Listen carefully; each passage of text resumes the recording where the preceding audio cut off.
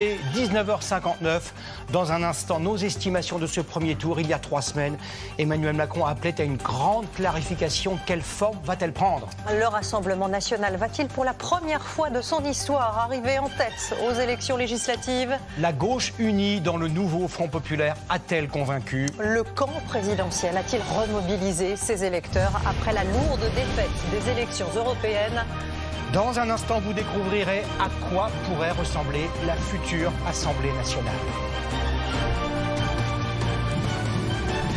Il est 20h, regardez nos premières estimations. Le Rassemblement national et ses alliés obtiendraient 34,2% des voix, suivi du nouveau Front populaire, 29,1% des suffrages. Le camp présidentiel, ensemble, obtiendrait en 3e position 21,5% des voix.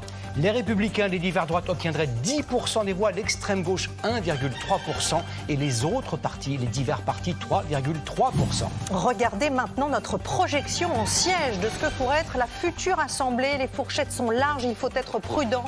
Arrivé en tête, le Rassemblement national et ses alliés obtiendraient entre 240 et 270 sièges, ce qui ne suffirait pas donc pour avoir une majorité absolue qui, je vous le rappelle, est à 289 sièges. Deuxième force à l'Assemblée nationale, toujours selon nos estimations, le nouveau Front populaire, la gauche, qui obtiendrait entre 180 et 200 sièges. Et puis le camp présidentiel arrivé en 3e position obtiendrait entre 60 à 90 sièges, ici en jaune. Et puis les LR et les divers droites obtiendraient, eux, entre 30 et 50 sièges dans cette Assemblée nationale. Mais partons tout de suite au quartier général de Marine Le Pen, où nous retrouvons Alison Tassin. Vous êtes à Hainaut-Beaumont, le fief de Marine Le Pen.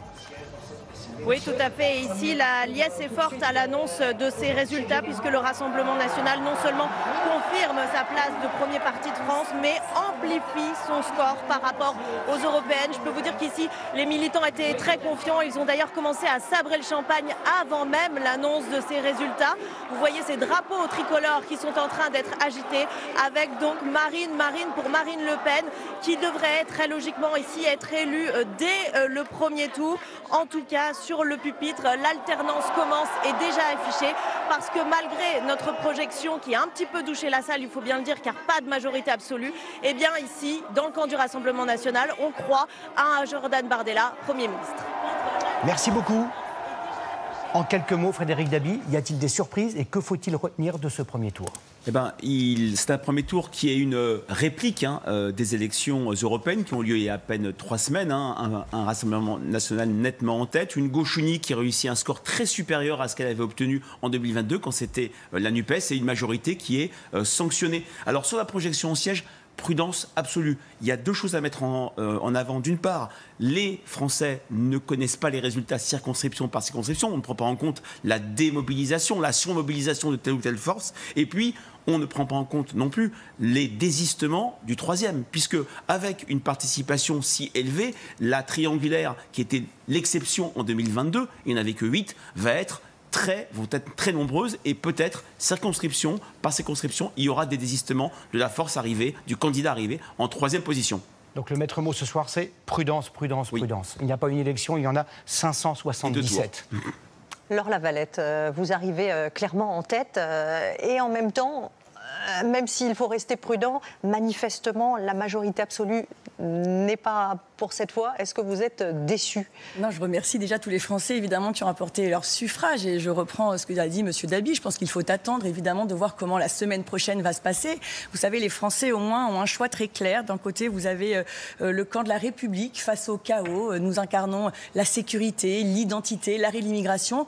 Et les amis de Mme Panot, qui sont arrivés 2e, eux, au contraire, veulent vider les prisons, veulent désarmer les polices, veulent abroger la loi anti-squat, abroger la loi contre le séparatisme. On a 2 projets qui sont très différents. Je pense que c'est très clair pour les Français. D'un côté, vous avez une immigration massive, dérégulée. Vous avez des députés qui ont été incapables, depuis le 7 octobre, de dire que le Hamas était un mouvement terroriste. Et de l'autre côté, vous avez Jordan Bardella qui veut rassembler. Et moi, je veux dire aux Français, d'où que vous veniez, qui que vous soyez, quels qu'aient été vos votes antérieurs, n'hésitez pas à rejoindre cette grande alternance raisonnable, cette grande majorité que je pense, au soir du second tour, nous aurons pour véritablement changer le quotidien des Français. Ils ont bien compris, sans cette majorité, évidemment, nous n'y arriverons pas. Merci beaucoup. Cette soirée, eh bien, régulièrement, de manière impromptue, nous retournerons en direct sur le terrain avec des résultats. Je vois que nous avons un premier résultat avec vous, Lucas Ajdela. Nous sommes en Corrèze à propos de François Hollande. Oui, en effet, Gilles, des résultats partiels. 85% des bulletins ont été dépouillés pour l'instant. Mais ce qui est certain, c'est que François Hollande arrive bien en tête ici dans cette première circonscription de Corrèze avec environ 37% des suffrages pour l'instant. En deuxième position, c'est très serré, mais pour le moment, il semblerait que ce soit la candidate du Rassemblement national, Maïté Pouget, qui devance d'une très courte tête avec 30% des suffrages le candidat sortant LR, Francis Dubois. Reste donc à savoir quelle sera la décision de Francis Dubois si cela se confirme, se retirer ou non, ou se maintenir dans une triangulaire. Merci beaucoup, Lucas. Se retirer ou se maintenir dans une triangulaire. François Bayrou, j'ai envie de me tourner vers vous. Ce score du Rassemblement national, il est historique ce soir.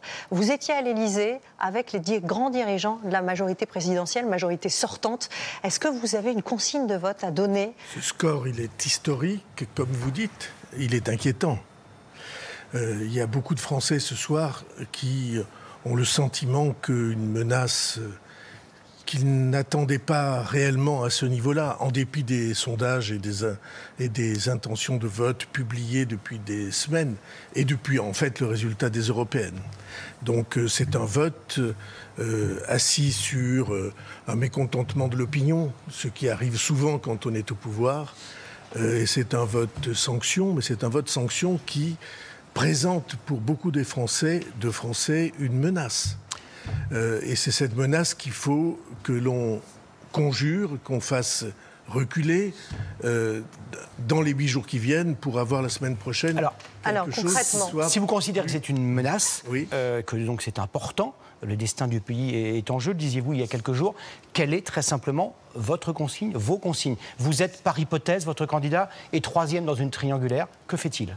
Bien, il faut que se rallient et que s'allient les candidats qui sont démocrates et républicains. C'est-à-dire? C'est-à-dire, il y a à gauche, il y a du côté de LR des candidats, des femmes et des hommes dont les valeurs sont les mêmes. Donc toutes les incarnations de la gauche. Toutes les incarnations de la gauche. Vous savez bien que beaucoup de Français seraient totalement désespérés à retrouver un choix entre RN et LFI. Et cela, nous allons les prendre en compte. Je pense qu'il faut regarder circonscription par circonscription quelle est la sensibilité, quelles ont été les positions antérieures des candidats qui se présentent dans l'alliance de la gauche et qui se présentent sous l'étiquette LR. Un grand nombre d'entre eux veulent se rapprocher et se rassembler. Et chaque fois que nous sommes 3e et qu'il n'y a pas de chance de succès, c'est-à-dire qu'il n'y a pas de réservoir de voix, chaque fois, il faut qu'on regarde circonscription par circonscription. Vous n'êtes pas très clair. Hypothèse d'école. Non, hypothèse d'école. Reste en tête un candidat Rassemblement national, un candidat La France Insoumise. Vous nous direz dans un instant pour qui vous votez. Pardon de vous couper, Édouard Philippe est en train de s'exprimer depuis Le Havre. Comme ça, là. Ah, mais faut, sur le retour, je ne peux pas les enlever. Non. Je sais pas, j'ai pas le retour vidéo. Sinon, j'impose. Je peux d'ailleurs. Non, c'est pas ouf. Hein, mais... Comment? On voit le reflet dans les musiques. C'est pas ouf. Manifestement, voilà. Ça n'est pas encore prêt. François Bayrou, hypothèse au second tour, reste 2 candidats. Je ne regarde pas de la même manière les candidats qui, sous l'étiquette LFI ou dans les groupes LFI, ont eu des attitudes qui étaient des attitudes profondément choquantes. Donc contre LFI, on se maintient? Et profondément anti-républicaines. Alors on va regarder au cas par cas. On va regarder au cas par cas, circonscription par circonscription, de manière à obtenir le plus possible de sièges. Je pense que vos hypothèses sont un peu plus basses que celles d'un certain nombre d'autres instituts de sondage. On va regarder cela et en même temps empêcher le Front National d'avoir la majorité absolue. Changé de nom, vous vous souvenez? Oui. Vous avez la télé sur vous avez changé de nom, je ne suis pas sûr que vous ayez changé d'idée. Je vous assure que si. N'est-ce pas? Je ne suis pas sûr que vous ayez... Vous parliez du Rassemblement national. Marine Le Pen va prendre la parole dans un court instant en direct d'Hénin Beaumont. Hénin Beaumont, dont elle est la députée. A parlé. Et les Français ont placé le Rassemblement national et ses alliés en tête et ont pratiquement effacé le bloc macroniste. Tout d'abord, Comme responsable politique, je me félicite de la participation si élevée qui donne une force particulière au résultat de ce soir. Les Français ont ainsi, dans un vote sans ambiguïté, témoigné de leur volonté de tourner la page après 7 ans de pouvoir méprisant et corrosif. Nous en remercions chaleureusement les électeurs et accueillons ce résultat, première étape vers un choix d'alternance comme une marque de confiance qui nous honore et nous oblige. J'ai en particulier une pensée pour les électeurs de la 11e circonscription du Pas-de-Calais qui me font l'honneur de m'élire dès ce soir. Pour autant, rien n'est gagné et le second tour sera déterminant. Déterminant pour éviter au pays de tomber entre les mains de la coalition NUPES 2 et en réalité d'une extrême gauche à tendance violente, antisémite et anti-républicaine dont les éléments les plus activistes de LFI, du NPA, des groupuscules violents ou communautaristes imposeront Jean-Luc Mélenchon comme Premier ministre. Déterminant surtout pour donner à Jordan Bardella une majorité absolue à l'Assemblée nationale, pour lancer dès la semaine prochaine le redressement de la France et le rétablissement de l'unité et de la concorde nationale. En démocratie, rien n'est plus normal et sain que l'alternance politique. Pour entamer cette alternance, pour conduire les réformes dont le pays a besoin, il nous faut une majorité absolue pour que Jordan Bardella soit dans 8 jours nommé Premier ministre par Emmanuel Macron.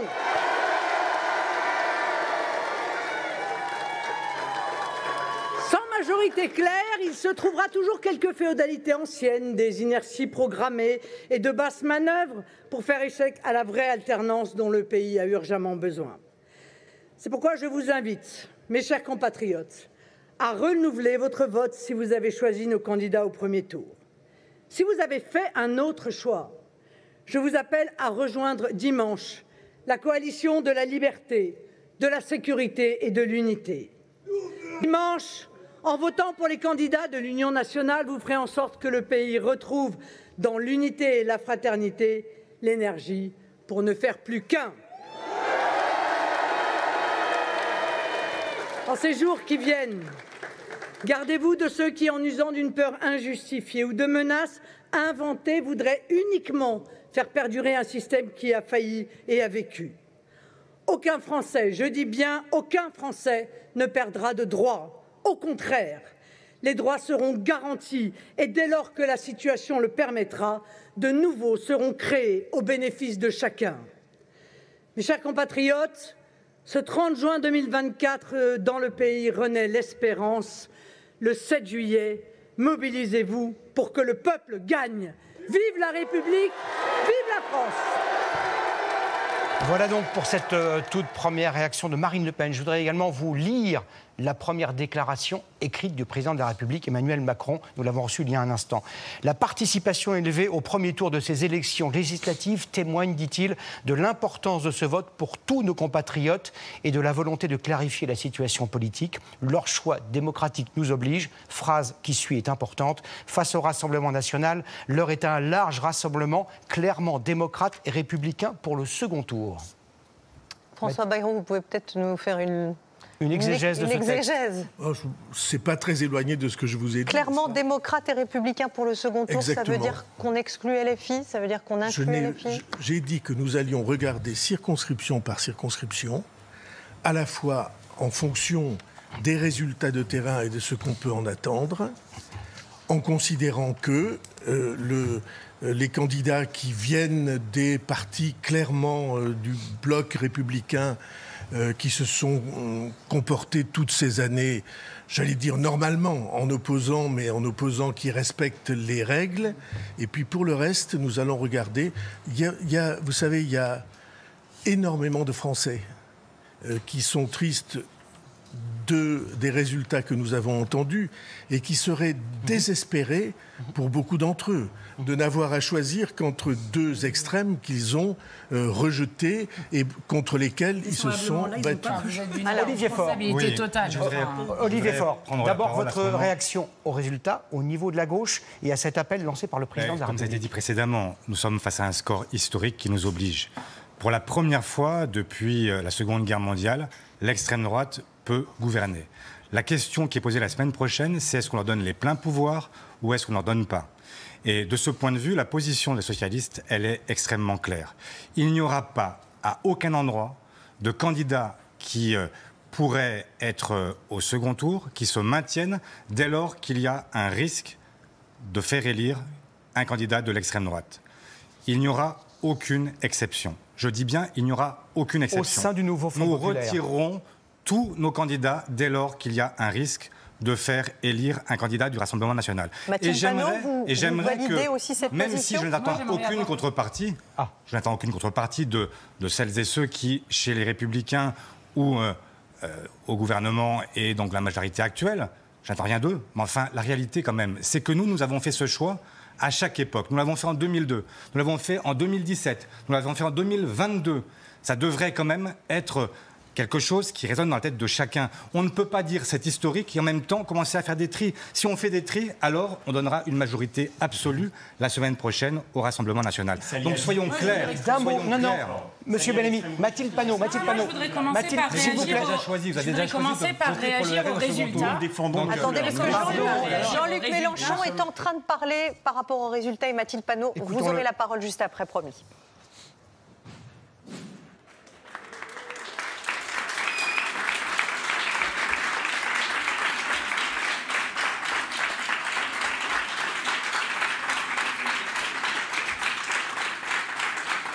Mesdames, Messieurs, bien chers concitoyens, après 7 ans de maltraitance sociale, 7 ans d'indifférence écologique, sous l'autorité erratique et méprisante du président de la République, le pays a été mis tout soudain au défi d'une dissolution précipitée. Le président Macron pensait enfermer de nouveau le suffrage universel, l'opinion, dans le choix étouffant dont plus personne ne veut, lui ou le RN. Un vote massif a déjoué le piège qui était tendu au pays. Ce vote a infligé une lourde et indiscutable défaite au président, à ses candidats et à la prétendue majorité présidentielle.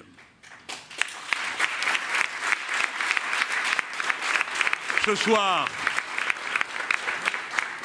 une seule chose est certaine en matière de primature, M.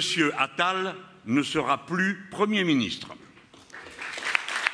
La formation du nouveau Front populaire il y a 3 semaines, en à peine 24 heures.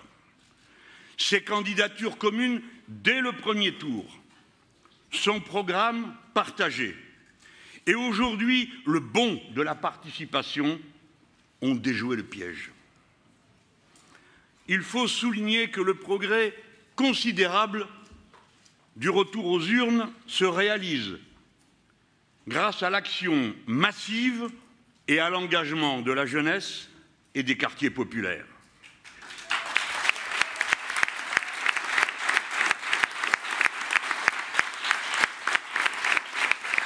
Je veux solennellement remercier les dizaines de milliers de femmes et d'hommes qui se sont mobilisés avec nous pour rendre cela possible.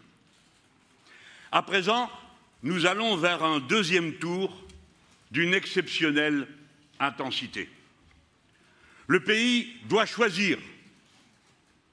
Va-t-il aggraver le pire de ces divisions, celle des inégalités sociales, celle des différences de religion, de couleur de peau, d'origine sociale ou géographique? Ou bien va-t-il se rassembler pour ne former qu'un seul peuple, se consacrant à l'entraide et au bien commun sans condition préalable? Tel est le choix du deuxième tour. Ou bien le nouveau Front populaire, ou bien le RN. Dans ces conditions, nous ne pouvons avoir d'autres propositions, d'autres demandes raisonnables à formuler devant notre peuple que celle-ci. Il faut donner une majorité absolue au nouveau Front populaire, car il est la seule alternative.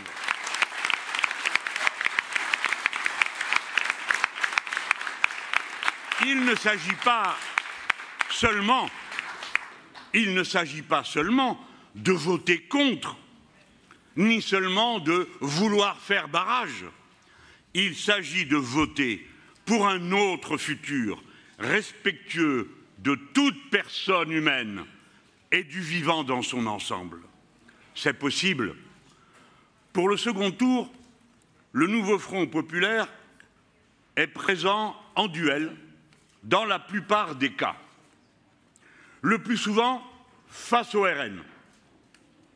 Il est alors possible de voter directement pour nous donner une majorité absolue.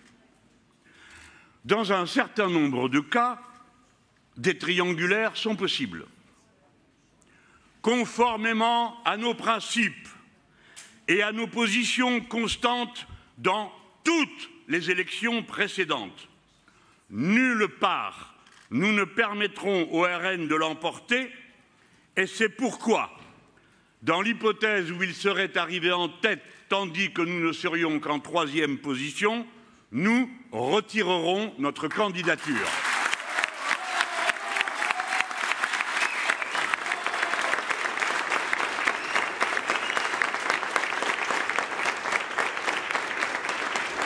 Nous retirerons notre candidature.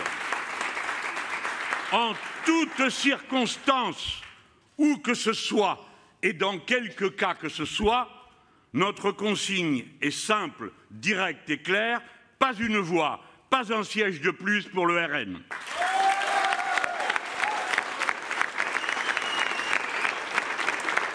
Notre consigne est simple, notre consigne est claire, toute votre énergie pour que le nouveau Front populaire permette de réaliser l'union populaire, celle de la France elle-même.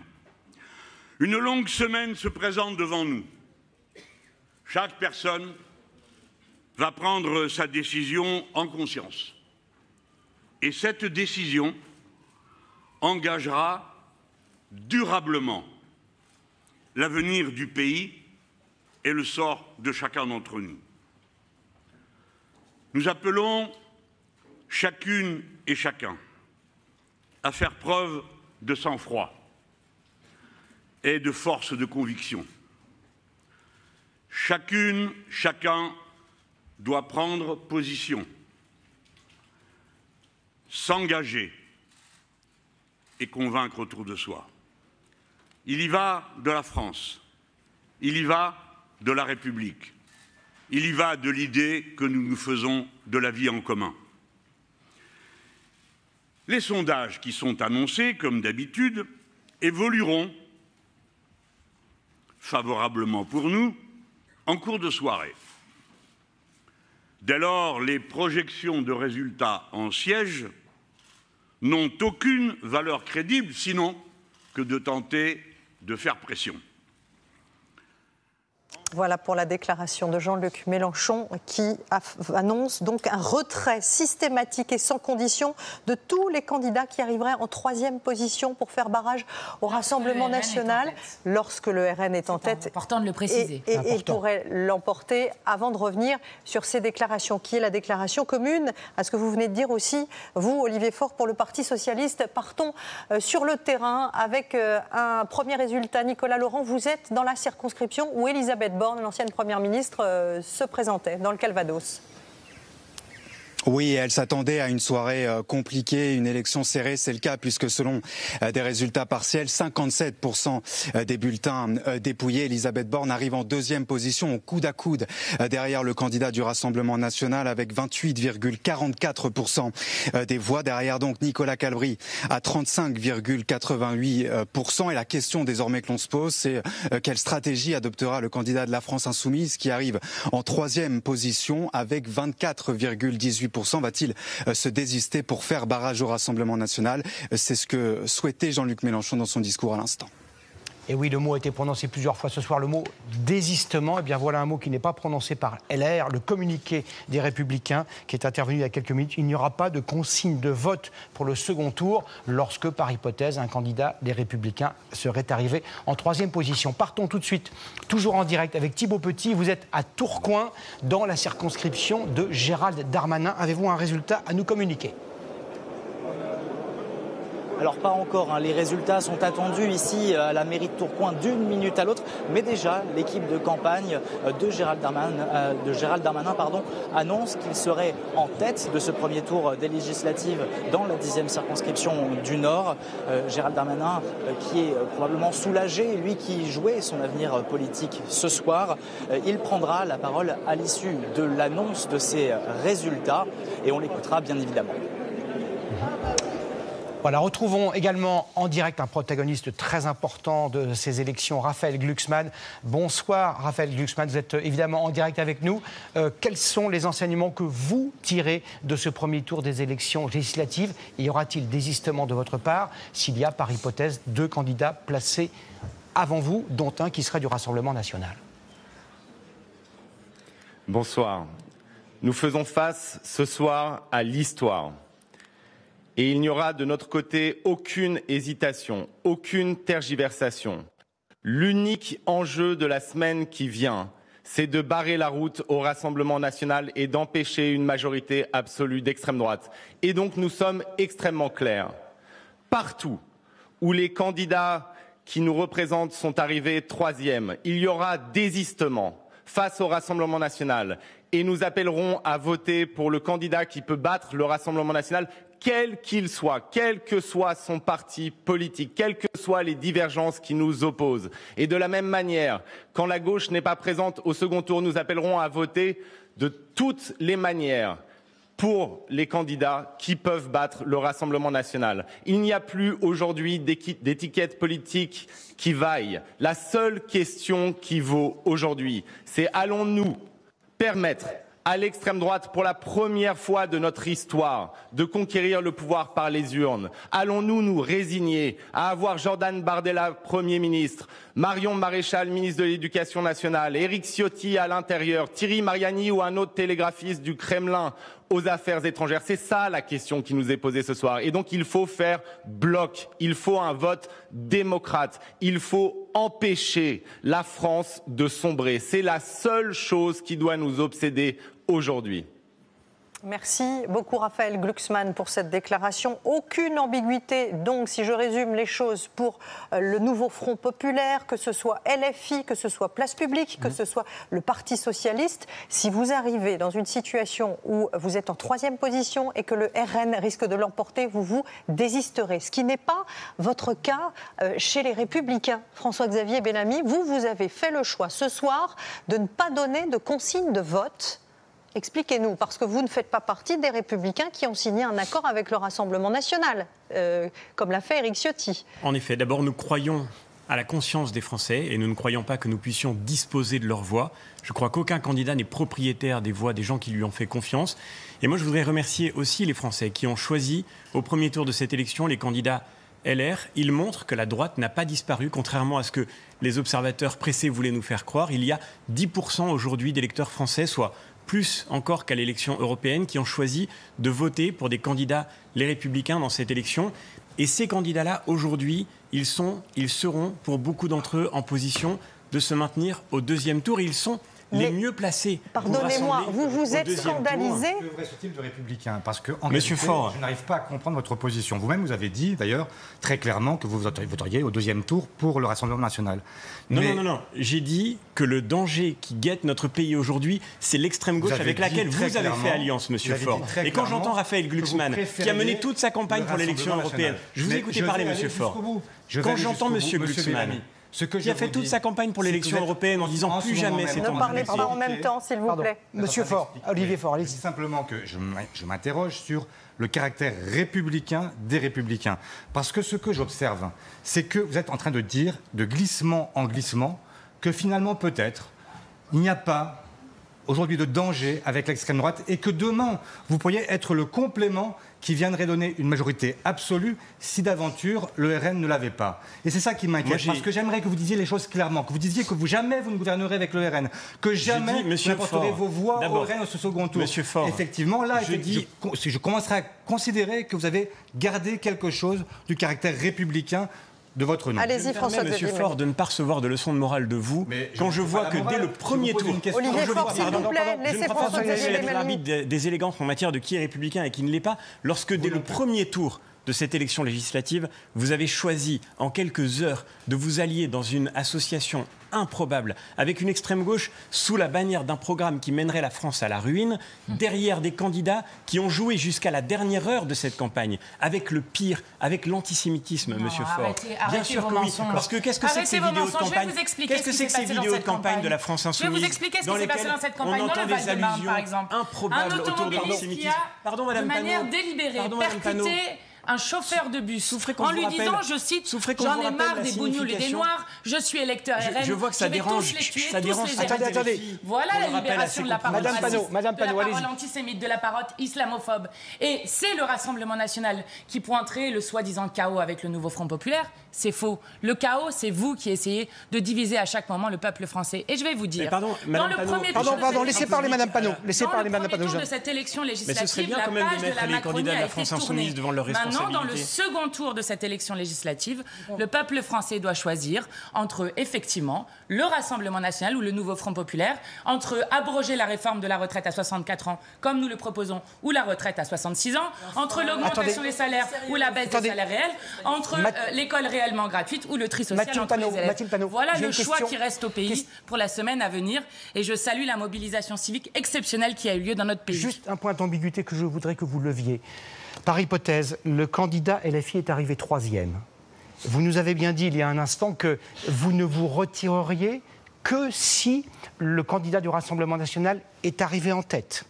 S'il est arrivé 2e et qu'un candidat d'un autre parti est arrivé 1er, vous ne vous désisterez pas. Non. Ce n'est pas du tout ce que disait avec autant de clarté Jean-Luc Mélenchon. Nous disons pas une voix pour l'extrême droite, pas un siège pour l'extrême droite. Donc dès qu'il y a un danger pour le fait qu'il y ait un autre député Rassemblement national qui arrive, nous retirons notre candidature et uniquement dans ce cas-là. Et je vais vous dire, la Macronie aujourd'hui, vu le nini dans lequel elle se vote actuellement, est discréditée pour battre le Rassemblement national. Nous sommes la seule alternative aujourd'hui pour battre l'extrême droite et inventer un autre avenir commun. Alors on va suspendre un instant ce débat pour avoir des résultats avec vous, Adrien Gindre. Avec notamment plusieurs figures du Rassemblement national, députés sortants qui sont ce soir réélus dès le premier tour. C'est le cas de Marine Le Pen avec 58,1% des voix dans le Pas-de-Calais. Sébastien Chenu, également 57,8% des voix dans le Pas-de-Calais également. Philippe Ballard, 56,5% des voix dans l'Oise.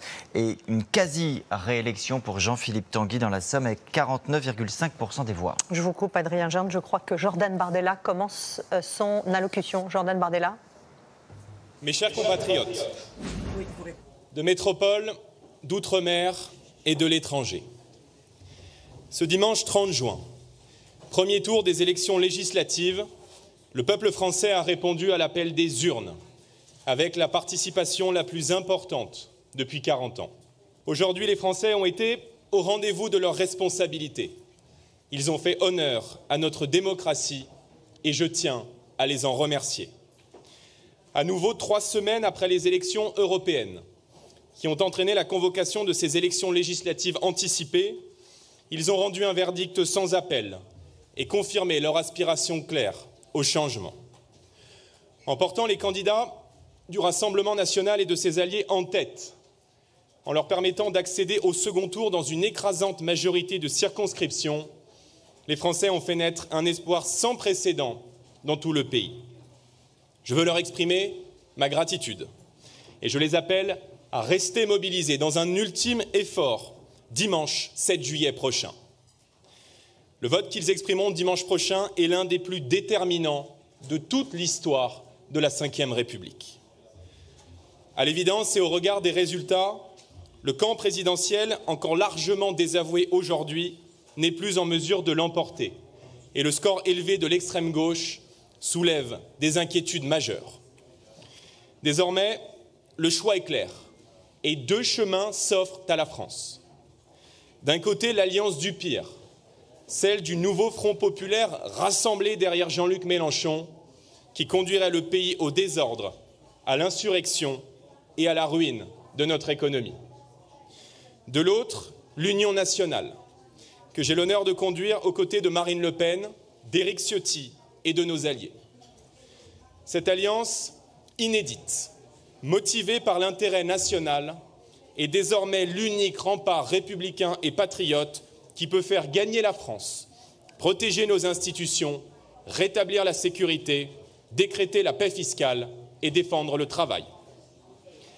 Cette extrême gauche dangereuse a fait le choix d'investir des candidats communautaristes, fichés S, aux propos et à l'attitude inacceptables. Elle propose ouvertement dans son projet de désarmer la police, d'ouvrir grand les vannes de l'immigration, d'abolir la loi de lutte contre les squats, ainsi que la loi de lutte contre le séparatisme islamiste. Désormais sans limite morale, injurieux à l'égard des institutions et de tous ceux qui pensent différemment d'eux, M. Mélenchon et ses amis font courir à notre nation un péril existentiel. J'appelle donc ce soir tous les Français attachés à leur liberté, au redressement de la France, à me rejoindre pour amplifier la dynamique et faire gagner l'union nationale face à ceux qui entendent nous diviser, abîmer l'ordre public et bafouer nos valeurs. Dimanche prochain, si les électeurs nous accordent une majorité absolue pour redresser le pays, j'entends être le Premier ministre de tous les Français, à l'écoute de chacune et de chacun, respectueux des oppositions, ouvert au dialogue et soucieux à chaque instant de l'unité de la nation. J'entends être le Premier ministre du quotidien, celui qui placera dans ses grandes priorités la défense du pouvoir d'achat, le rétablissement de l'ordre et de la sécurité partout sur le territoire et bien sûr la reprise en main de notre politique migratoire. J'entends être un Premier ministre de cohabitation, respectueux de la Constitution et de la fonction du Président de la République, mais intransigeant sur la politique que nous mettrons en œuvre au service de la France et au service des Français. 7 jours nous séparent désormais d'un choix historique et je souhaite que cette campagne de second tour puisse se déployer dans un climat apaisé, honnête, respectueux des institutions et des règles démocratiques. À toutes les Françaises, à tous les Français, je veux dire que je serai toujours le garant de vos droits, de vos libertés et de notre devise républicaine, celle qui unit tout le peuple de France dans une même promesse, liberté, égalité, fraternité. Le temps est venu de porter à la tête du pays des dirigeants qui vous comprennent, qui vous considèrent et qui vous aiment autant qu'ils aiment la France. Dimanche prochain, la victoire est possible et l'alternance est à portée de main. La France et la République doivent l'emporter. Soyons unis, soyons rassemblés, soyons mobilisés pour le changement. Vive la France et vive la République. Voilà donc pour cette toute première réaction de Jordan Bardella. Partons sans attendre, toujours en direct, dans la 20e circonscription du Nord avec vous, Pierre Galassio. On s'intéresse ce soir au sort du secrétaire national du Parti communiste français, Fabien Roussel. Quel est le résultat ? Oui, eh bien Fabien Roussel serait largement battu par le Rassemblement national selon les derniers chiffres que l'on obtient. Nous sommes ici à côté de la salle où il y a ses soutiens, où Fabien Roussel doit s'exprimer dans quelques minutes. Plus de 50% peut-être pour le candidat du Rassemblement national, environ 30% selon les derniers chiffres de la préfecture pour Fabien Roussel. Bien c'est évidemment une défaite et une désillusion pour le candidat du nouveau Front populaire, le secrétaire du Parti communiste, puisqu'ici, il y a 2 ans, il avait remporté 54,5% des suffrages contre 45,5% pour le jeune candidat du Rassemblement national, âgé de 31 ans. Merci beaucoup Pierre pour ces premiers résultats. Alors la Valette, on a entendu Jordan Bardella rappeler qu'il ne serait Premier ministre que s'il avait la majorité absolue. Où sont vos réserves de voix ce soir? C'est François-Xavier Bellamy qui vient de vous les offrir? Vous lancez un appel aux Républicains ou pas?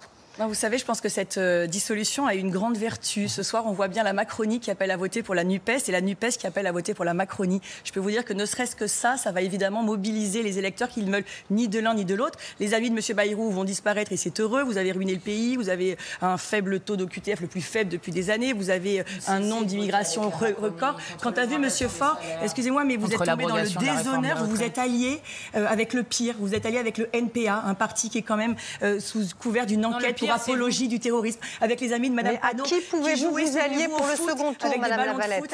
La tête, l'effigie du ministre non, Lavalette, du Travail. pas répondu à la question. Mais je vais vous dire, je vous l'ai dit, c'est cette clarification qui est très nette et qui va faire que naturellement, les électeurs de M. Bellamy vont venir jusqu'à nous, mais pas seulement. Est-ce que vous lui lancez un appel officiel ce soir? La gauche sincère aussi, vous savez, les patriotes, il y en a sur tous les chiquiers politiques. Monsieur Bellamy, qu'est-ce que vous répondez à cette main tendue, Claire? Je réponds que aujourd'hui, il faut ne pas vouloir regarder les résultats pour croire qu'il y aurait dans ce pays seulement 3 forces politiques. Il y a des candidats de droite qui se sont présentés sous leurs couleurs, sous les couleurs de la droite, pour dénoncer les 50 milliards d'euros d'impôts que l'alliance de la gauche nous promet dès cet été, pour dénoncer cette alliance avec l'antisémitisme. Que faisait Mme Hassan avec un kéfier derrière l'épaule de M. Mélenchon? Est-ce que vraiment c'est ce message-là? Pardon, mais je crois qu'on est en France aujourd'hui. Ce qui intéresse les Français, ça s'appelle c'est d'abord soutenir le cessez-le-feu à Gaza. Non, ça s'appelle effectivement jouer sur les ambiguïtés. On reviendra à ce débat plus tard, s'il vous plaît. Vous êtes alliés avec des partis qui s'étaient réjouis des attaques du 7 octobre, parce que c'est ce qui s'est passé. François-Xavier Bellamy, et qui veulent aussi défendre une voie de sérieux que le Rassemblement national ne porte pas. Nous défendrons cette ligne-là. Merci, nous vous redonnerons la parole dans un instant. Je voudrais qu'on aille en direct à Amiens. Retrouver François Ruffin. Bonsoir François Ruffin. Vous êtes candidat. Bonsoir. Et depuis quelques jours, quelques semaines, vous n'êtes pas forcément dans la ligne du parti, LFI, et vous avez eu des mots très durs avec le leader du parti qu'on a vu tout à l'heure, qui est Jean-Luc Mélenchon. Quelle est votre position ce soir? Est-ce que vous restez plus que jamais dans ce parti? Est-ce que vous prenez vos distances? Qu'allez-vous nous dire? Écoutez, ces questions-là, elles seront à reposer dimanche prochain, dimanche 7 juillet. Là, il y a un match. Et donc, il s'agit de jouer le match. Qu'est-ce qu'il donne le match dans mon coin? Il donne qu'on a fait reculer le Rassemblement national d'extrême droite de 5 points. On a fait grimper la gauche de 10 points. On est 4 points derrière et on va rattraper ces 4 points dans la semaine qui vient. Et voilà, c'est ça. Et ça, ce match-là, il se joue ici, mais je pense qu'il se joue à l'échelle du pays et qu'il s'agit de bien jouer la deuxième mi-temps et d'y aller pour gagner dans un maximum d'endroits et faire que le Rassemblement national n'ait pas de majorité absolue dimanche prochain à l'Assemblée nationale. Pour ça, il s'agit d'être clair sur les désistements et il est très clair que du côté gauche, il y aura des désistements pour battre le Rassemblement national dans un maximum d'endroits et je dirais que là, maintenant, c'est quel rôle vont jouer Gabriel Attal, vont jouer Emmanuel Macron, vont jouer les candidats macronistes. Quelle trace ils vont vouloir laisser dans l'histoire? Est-ce qu'ils vont vouloir laisser dans l'histoire qu'ils ont ouvert la porte au pire ou bien qu'ils vont permettre que se rouvre pour le pays un chemin d'espérance? Vous, dans la position dans laquelle vous êtes, dans votre circonscription, vous faites appel à qui? Vous lancez quel appel ce soir? Je rappelle que je crois que vous avez 28,4% des voix derrière le RN qui est à 45% des voix. À qui faites-vous appel? Non, vos chiffres sont inexacts et complètement faux en vérité, puisque le RN est à 40% et je suis à 36%. Donc il y a seulement 4 points d'écart, d'accord?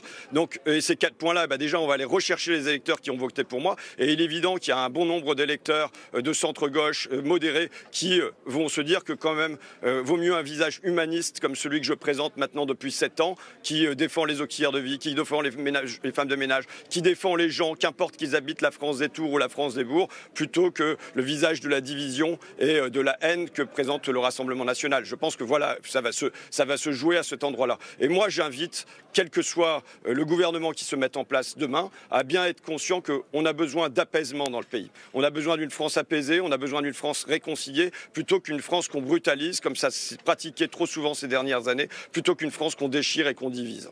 Pardon de mon insistance, François Ruffin. À tout candidat de la France insoumise arrivé en 3e position, que dites-vous en termes de désistement s'il a face à lui 2 autres candidats, un étant par hypothèse du Rassemblement national? Va-t-il se retirer et se désister? Je ne suis pas chef de parti, mais je sais ce que j'aurais fait en mon âme et conscience, en toute indépendance. J'aurais dit que je me retirais au profit de candidat ou de la candidate qui permettait de battre le Rassemblement national. Et je pense que ça sera le réflexe de tous les gens de gauche dans ce pays, de se dire on se retire pour battre le Rassemblement national partout où c'est possible et pour faire que demain, il n'ait pas de majorité absolue à l'Assemblée. Donc voilà, il me semble que c'est très clair et ma voix, en mon âme et conscience et en toute indépendance, rejoint ce que disent les dirigeants de gauche dans le pays. Merci beaucoup François Ruffin d'avoir accepté d'être avec nous ce soir. Mathilde Panot, François Ruffin, il est toujours des vôtres ou pas? Parce que on n'a pas bien compris cette semaine. Vous savez, tous les candidats du Nouveau Front Populaire ont signé le même programme qui est un programme de rupture, qui est le programme des 100 jours de gouvernement que nous voulons appliquer pour le pays. Et ce que nous demandons ce soir, François Ruffin, Olivier Faure et tant d'autres, c'est de demander au peuple français d'accorder une majorité au gouvernement du Nouveau Front Populaire, qui est le seul à même de battre l'extrême droite et d'ouvrir une alternative et un autre horizon au pays. Vous savez, le futur n'est pas ce qui va se passer, mais ce que nous allons en faire. Jordan Bardella est très clair. S'il a la majorité absolue, c'est lui qui va à Matignon. De votre côté, on n'a toujours pas compris qui irait à Matignon et Jean-Luc Mélenchon vient de demander la majorité absolue aux électeurs.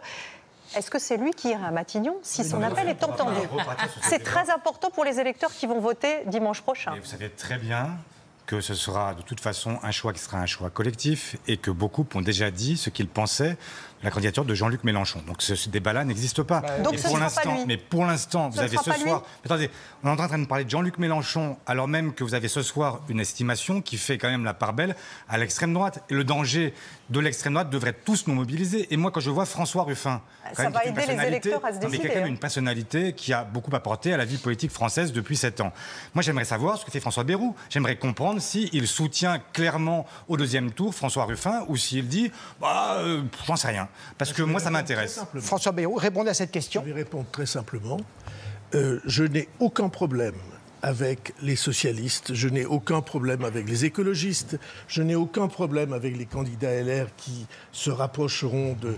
J'ai un problème avec LFI, pas avec François Ruffin, qui a pris clairement ses distances, et même violemment ses distances, à l'égard de Mélenchon. On a tous vu les mêmes images. Donc, vous appelleriez, s'il vous plaît, donc vous appelleriez au désistement en faveur de François Ruffin. Oui. Mais pas de Mathilde Panot. Permettez-moi. C'est ce que je comprends. Non, permettez-moi. Peut-être la régie peut retrouver l'image de la déclaration de Jean-Luc Mélenchon. En photo, simplement. Et Jean-Luc Mélenchon s'est présenté exprès avec une jeune femme qui portait sur les épaules le kéfier palestinien, ce qui est son droit.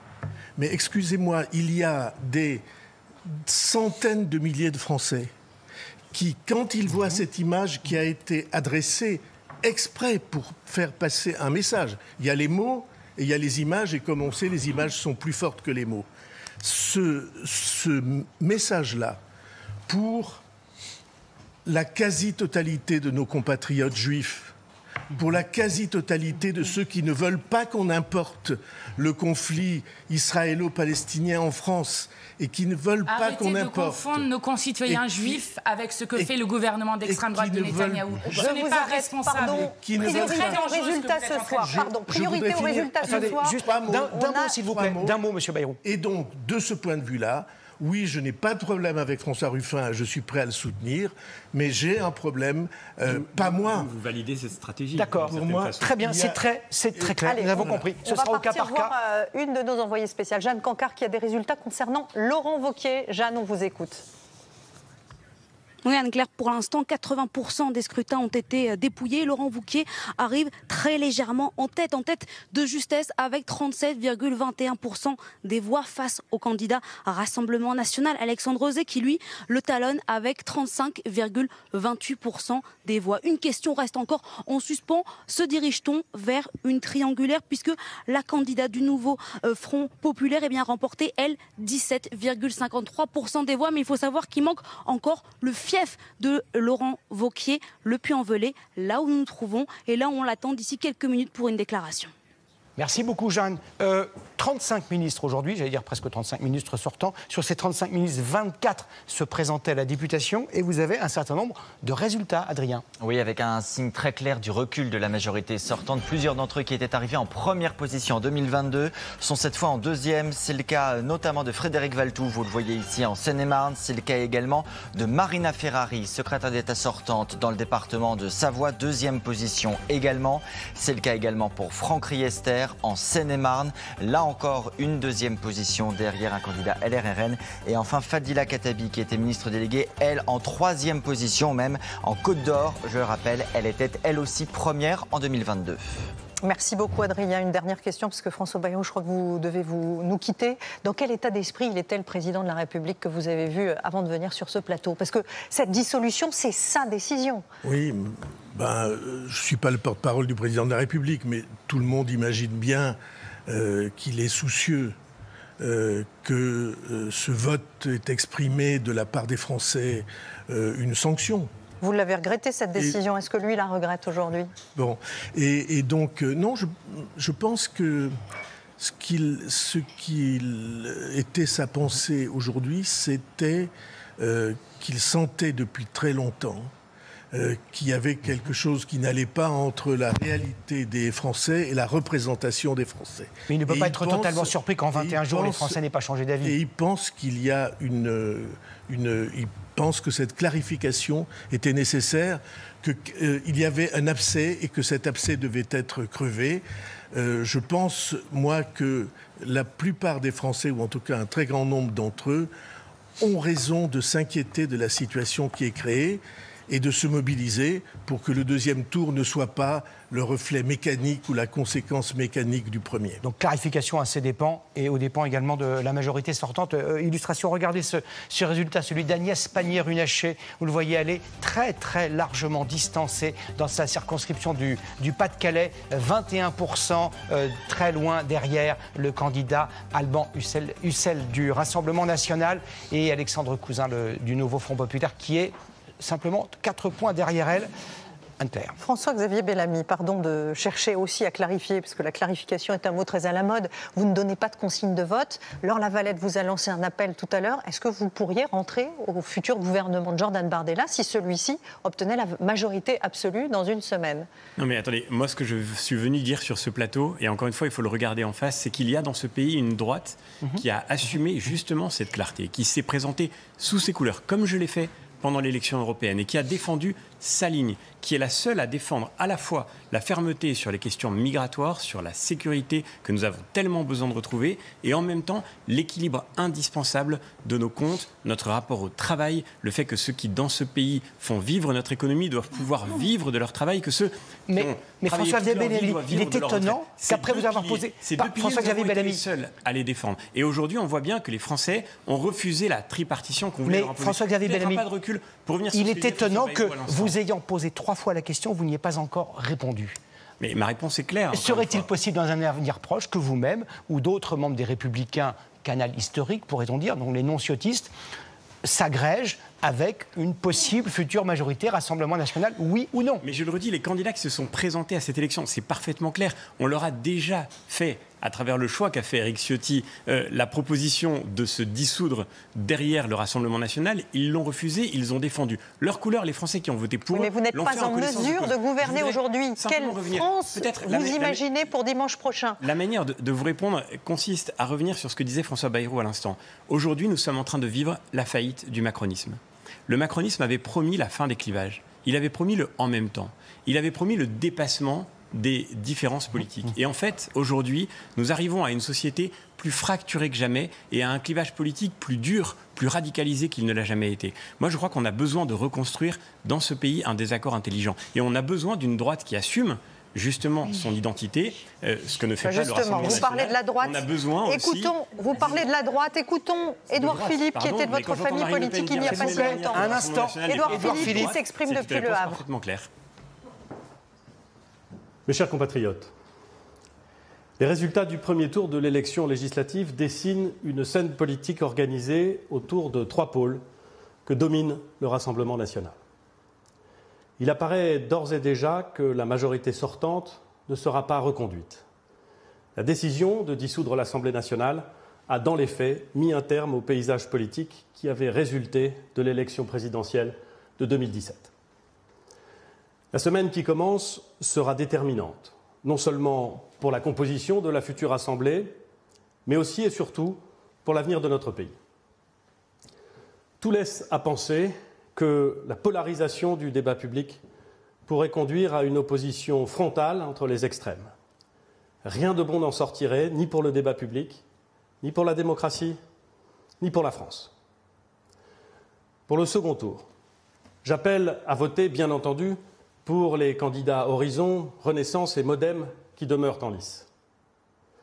À défaut, lorsqu'ils sont opposés aux extrêmes, j'appelle à voter pour ceux qui, de la gauche social-démocrate, écologiste et communiste, à la droite libérale et conservatrice, au-delà de différences réelles et assumées, ont en commun l'attachement à la liberté, à l'ordre dans les comptes publics et dans la rue, au respect de l'état de droit, à l'indépendance de la justice, à la conviction que l'Union européenne est une partie de la solution et non un problème, à la lutte contre le racisme, l'antisémitisme et l'islam radical, à la protection de la planète, au respect de la science, à la quête d'une croissance juste dans le respect de la valeur travail. Je considère par conséquent qu'aucune voix ne doit se porter sur les candidats du Rassemblement national, ni sur ceux de la France insoumise, avec lesquels nous divergeons non pas seulement sur des programmes, mais sur des valeurs fondamentales. En cohérence avec cette position, je proposerai aux candidats Horizon arrivés troisième, qui pourraient, par leur présence au second tour, sans espoir de victoire, favoriser l'élection d'un candidat des extrêmes, de se retirer au profit des candidats des partis avec lesquels nous partageons les mêmes exigences démocratiques et républicaines. Notre pays est plein de ressources. Il sait réagir avant l'abîme, mais a souvent besoin de le voir de près avant de prendre conscience du danger. Nous y sommes. Tout est à reconstruire du côté de la droite et du centre. J'y suis prêt. Vive la République, vive la France. Édouard Philippe, qui vient donc sans ambiguïté d'expliquer sa consigne de vote. Aucune voix ni au RN, ni à un candidat LFI. Adrien Gindre, c'est différent de ce que nous disait François Bayrou il y a quelques instants. C'est le signe que la majorité présidentielle est à conjuguer au pluriel. Désormais, plus que jamais, plusieurs voix, plusieurs positions. Même si le chef de l'État a exprimé la sienne ce soir, on entendra dans la semaine, et on le comprend bien, certaines nuances. Vous avez aussi des résultats à nous donner. Avec d'abord Philippe Poutou, qui pour le nouveau Front Populaire tentait d'arracher une circonscription Rassemblement National dans l'Aude. Échec donc, puisque cette circonscription reste entre les mains du RN, du côté de la majorité. On en parlait. Éric Woerth est en deuxième position dans sa circonscription de l'Oise, derrière un candidat du Rassemblement National qui est donc en position favorable. Enfin, Marc Fesneau, lui, dans le Loir-et-Cher, lui aussi en deuxième position, derrière une candidate du RN. Rappelons qu'en 2022, il y a 2 ans, il était arrivé en tête. Bonsoir Yaël Braun-Pivet. Bonsoir. Vous êtes la présidente sortante de l'Assemblée nationale sortante. On a vu du côté de la majorité au moins 3 nuances de désistement. Quelle est votre position ce soir, si par hypothèse, un candidat de votre camp arrivait troisième face à un candidat LFI d'un côté, RN de l'autre? On n'a toujours pas compris. Mais vous savez, ce soir, en tout cas à l'heure où je vous parle, on n'a pas encore un tableau exact de ce qui est en train de se passer en France. Juste sur le principe. Les Yvelines, département dans lequel je suis élue, n'ont pas encore donné leurs résultats, pas plus qu'un certain nombre de grandes villes.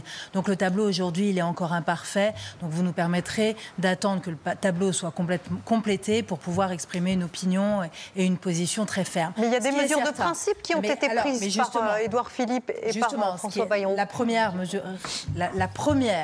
mesure de principe que j'ai envie de vous dire, c'est pas une voix au Rassemblement national. C'est le combat de ma vie, c'est le combat de notre vie. C'est un parti d'extrême droite qui ne partage pas les valeurs de la République que je défends, qui ne partage pas les principes de l'état de droit qui sont les nôtres. Et donc, moi, ce que je vous dis très clairement, très fermement ce soir, c'est pas une voix au Rassemblement national. Mais encore, que feriez-vous? C'est très clair, ça. Non, que seriez-vous prête à faire pour faire barrage, comme vous voulez le faire, au Rassemblement national? Voteriez-vous pour un candidat de la gauche ou de n'importe lequel de ces gauches? Alors moi, j'appelle à voter à chaque fois pour le candidat le plus républicain, celui qui partage nos valeurs. Et donc, il y en a évidemment de très nombreux au sein de l'alliance de la gauche, mais ils ne sont pas tous sur cette ligne-là.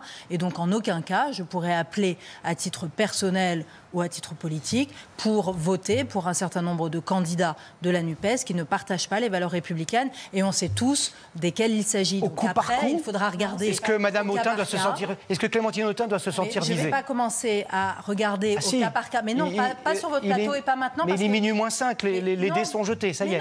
Oui, les dés sont jetés pour le premier tour. Vous me permettrez déjà de voir quels sont les résultats dans leur ensemble et après de voir quelles sont les positions des uns et des autres. Il se peut que dans des duels, dans des triangulaire, par exemple, notre candidat peut être bien mieux placé alors qu'il est arrivé en 3e position parce qu'il peut y avoir d'autres candidats dans cette circonscription qui peuvent lui apporter ses voix. Alors, ce n'est pas aussi binaire que cela. Il faut regarder dans le détail. S'il vous plaît, permettez-moi ce soir d'être nuancé, de rentrer dans la complexité des choses et des situations. Sandrine Rousseau, est-ce que ça peut être une possibilité si la majorité présidentielle sortante arrive en 3e position, mais qu'elle est mieux placée pour l'emporter?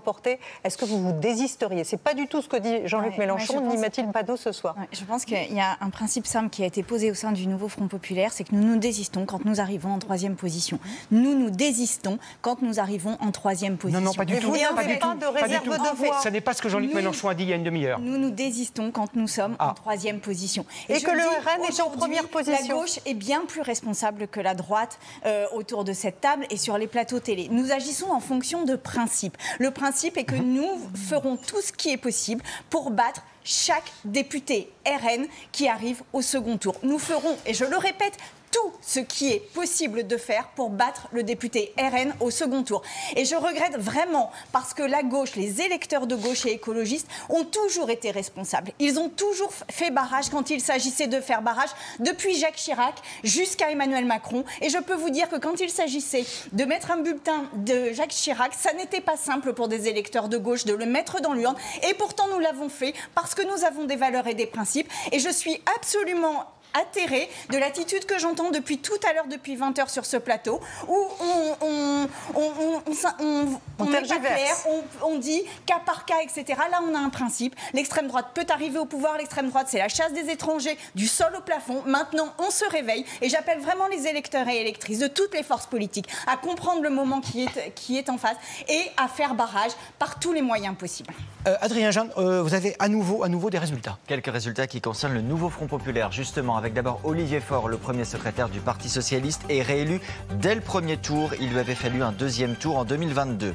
François Ruffin, on l'entendait il y a quelques instants, député sortant de la Somme pour la France Insoumise, mis en difficulté. Il est certes qualifié, mais il est en 2e position, là où il était en tête en 2022. Enfin, André Chassaigne, qui était jusque-là président du groupe communiste à l'Assemblée nationale, il est en tête face au Rassemblement national, comme en 2022. Merci beaucoup, Adrien. Clémentine Autain, le principe des blocs, c'est qu'on n'a plus beaucoup de réserves de voix pour le second tour. Où sont vos réserves de voix ce soir pour pouvoir l'emporter dans les circonscriptions où vous n'êtes pas en tête? Écoutez, on s'adresse maintenant à toutes celles et ceux qui comprennent qu'il est minuit moins une. Il est minuit moins une semaine. Nous avons une semaine pour empêcher l'extrême droite d'arriver au pouvoir dans ce pays. Donc je suis empreinte ce soir d'une grande gravité par rapport à la situation, parce que l'extrême droite, il faut que chacun mesure de quoi il est question. Mais est-ce que vous comprenez que Jean-Luc Mélenchon soit un repoussoir pour des électeurs modérés qui voteraient volontiers pour les écologistes ou pour les socialistes, mais pas pour LFI? Est-ce que ça, c'est un sujet qui va être sur la table? C'est vous qui le mettez sur la table, je vais vous répondre. Non, je vous pose la question de savoir si c'est un sujet dans la semaine qui arrive. Je vous réponds. Et accessoirement, François Ruffin le met sur la table. Parce qu'on l'a entendu de la bouche des électeurs. J'entends la difficulté. Je vis dans ce pays, j'ai fait moi aussi beaucoup de marchés, etc. Donc je vois le sujet. Pour autant, il faut que chacune et chacun qui nous regarde et qui nous écoute comprenne qu'il s'agit d'un choix politique. C'est-à-dire qui va gouverner.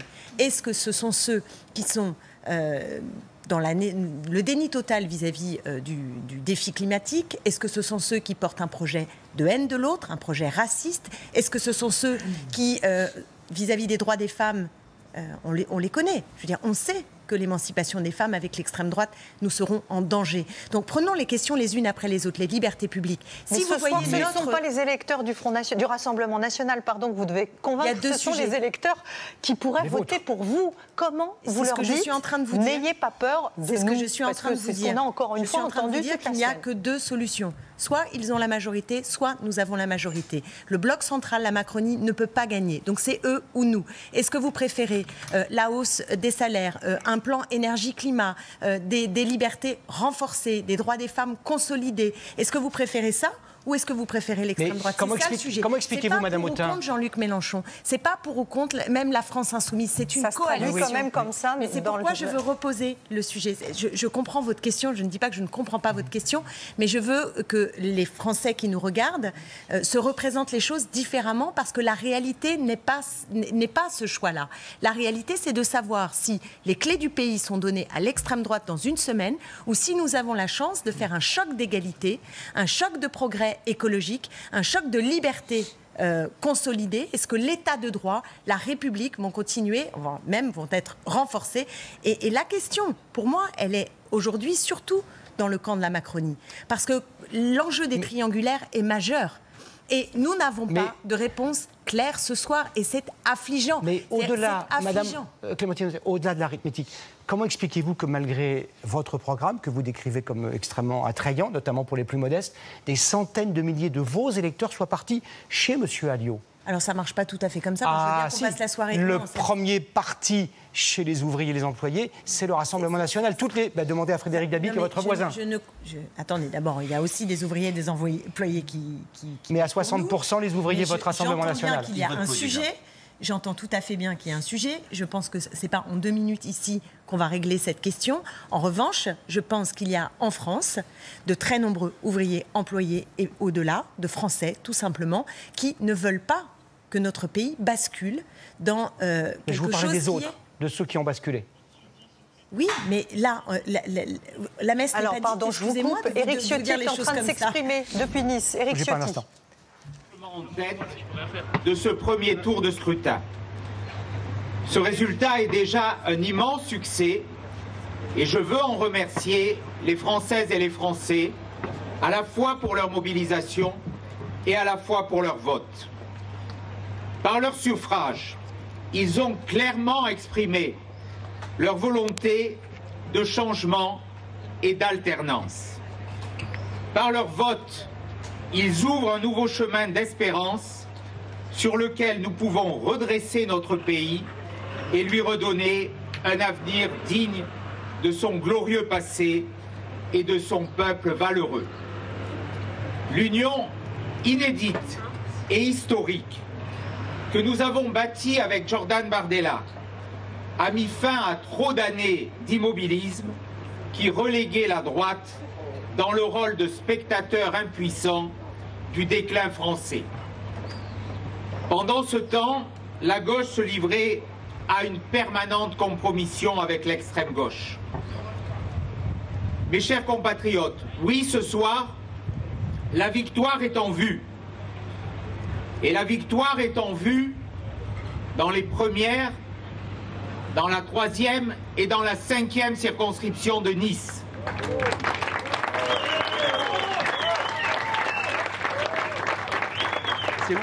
Et la victoire est en vue pour porter Jordan Bardella à Matignon.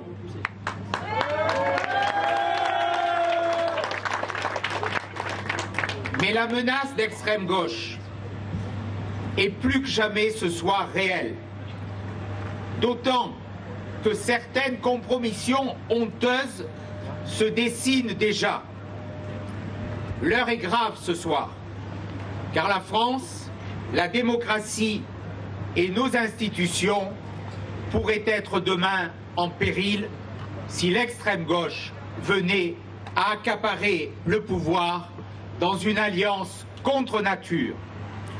Plus que jamais, c'est au peuple de France et en son sein à tous ceux qui partagent des convictions de droite de prendre leurs responsabilités. Ce soir, il n'est plus possible de refuser de faire un choix entre notre union responsable, patriote et républicaine et ce terrifiant danger d'extrême gauche. J'appelle l'ensemble des Républicains à suivre le chemin de l'unité que j'ai ouvert. Les Républicains ne peuvent pas s'abstenir dans ce second tour. Les Républicains doivent participer à la victoire de la droite tout entière.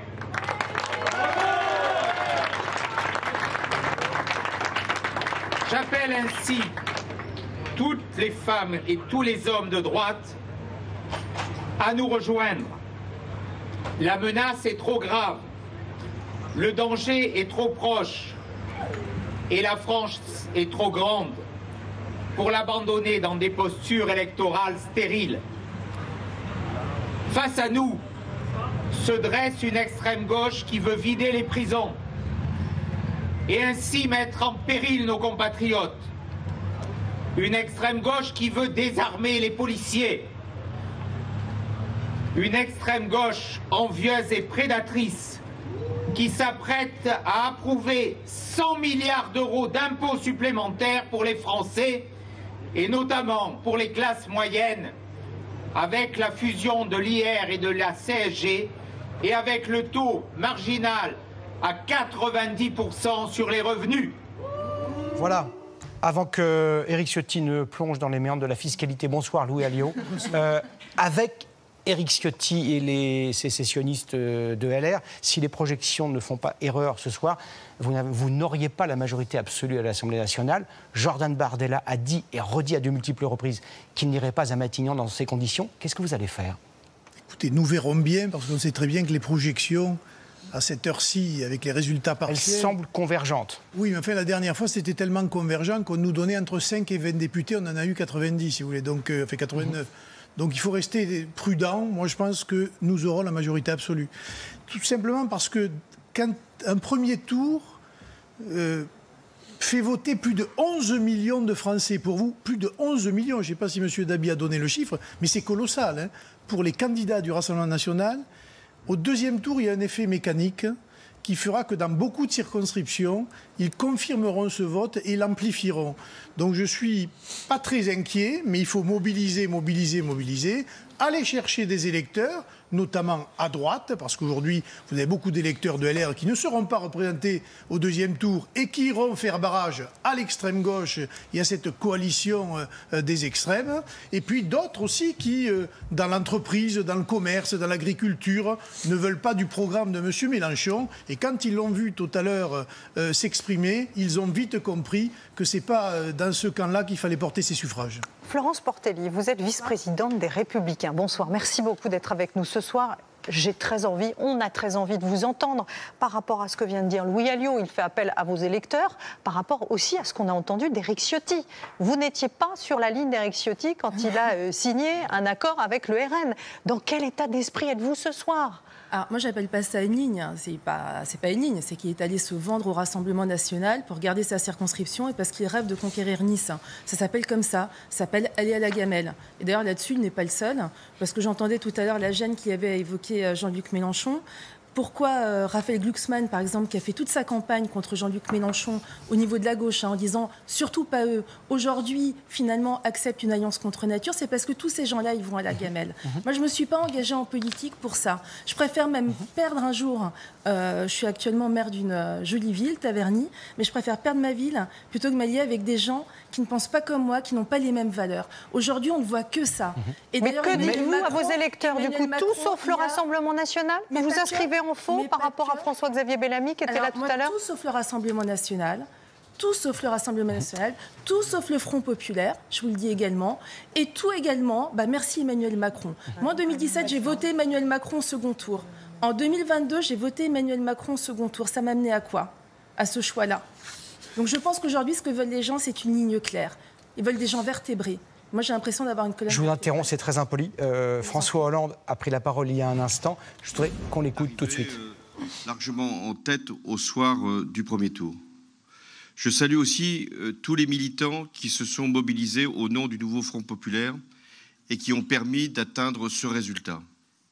Je sais combien cette campagne a été courte et combien elle a été difficile pour argumenter pour avancer des propositions, pour rompre avec l'esprit de défaite qui pouvait ici ou là s'entendre. Il y a tellement de blessures, tellement de colère, tellement de souffrances, ici en Corrèze comme partout ailleurs. Alors, il y avait cette crainte que l'extrême droite puisse elle-même, ici, sur cette terre corrézienne, arriver en tête. Grâce au rassemblement, sans lequel rien n'aurait été possible, nous avons pu faire en sorte que ce soit la candidature qu'avec Philippe Brugère je portais, au nom du nouveau Front populaire, qui puisse arriver en tête. Je m'étais engagé, et rien n'était facile, comme ancien président de la République, d'être candidat dans une circonscription, même si j'avais été, dans une partie de celle-là, député pendant 20 ans. Rien n'était facile, parce qu'il fallait convaincre que l'heure était grave. Beaucoup doutaient que nous soyons dans cette situation, c'est-à-dire d'une extrême droite qui est aujourd'hui, encore plus qu'hier, après les élections européennes, aux portes du pouvoir. Là est l'enjeu majeur. Nous avons à la fois porté un espoir que des propositions puissent être un moment des politiques et des réformes qui pourraient être mises en œuvre, mais nous avons aussi le devoir impérieux de faire en sorte que l'extrême droite ne parvienne pas à avoir une majorité à l'Assemblée nationale. Et si nous ne sommes pas mobilisés comme jamais pour ce second tour, ce risque, cette menace, peuvent se traduire en actes. Avez-vous vu les déclarations qui ont été faites déjà ce soir, comme si Mme Le Pen, comme si M. Bardella était déjà au sommet de l'État. Le président de la République paraît effacé. La majorité est en lambeaux. Qui peut assurer là le rôle majeur de défendre les idées de la République, la force de ce qu'a été les engagements des générations précédentes pour les conquêtes sociales et pour les droits fondamentaux? Qui d'autre que nous dans cette circonscription et beaucoup dans le pays? Mais si nous sommes conscients que l'objectif premier, c'est d'empêcher que l'extrême droite puisse gagner ces élections législatives, alors il faut être conscient des rassemblements nécessaires. Le rassemblement, il n'est pas simplement celui de la gauche, il a été déjà manifeste. Et il a été, je pense, la condition pour le reste. L'enjeu, c'est le rassemblement de tous ceux qui se reconnaissent dans les valeurs de la République. Le rassemblement, ça doit être large, le plus large possible, quelles que soient les décisions que prendront les états-majors politiques. Nous avons, peut-être parce que j'ai occupé la fonction majeure dans notre pays, d'être chef de l'État, nous avons une responsabilité encore plus grande.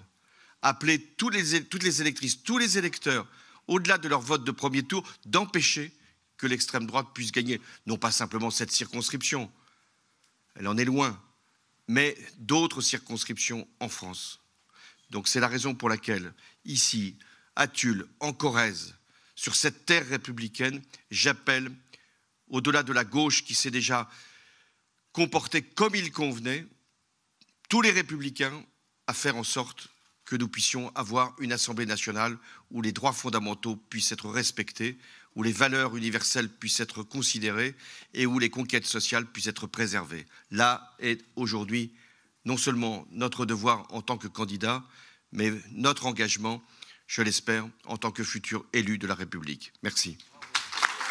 Voilà pour la déclaration de François Hollande qui appelle donc un front républicain ce soir. Peut-être rejetons un coup d'œil à ces estimations réactualisées de notre partenaire IFOP. Regardez qui arrive en tête, le Rassemblement national et ses alliés avec 34% des voix, suivi du nouveau Front populaire, 29,1% des suffrages.